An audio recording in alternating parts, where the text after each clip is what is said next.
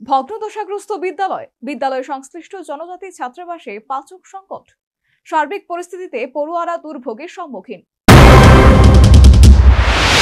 রামকৃষ্ণ শিক্ষা প্রতিষ্ঠান কৈলাসহরের পুরনো বনেদি স্কুলগুলির মধ্যে অন্যতম। বহু কৃতি ছাত্রছাত্রী এই স্কুলে পড়াশোনা করে আজ সুপ্রতিষ্ঠিত, কিন্তু এই বনেদি স্কুল বর্তমানে বেহাল দশায় পরিণত। 1950 সালে কৈলাসহরের এই রামকৃষ্ণ শিক্ষা প্রতিষ্ঠানের প্রতিষ্ঠা।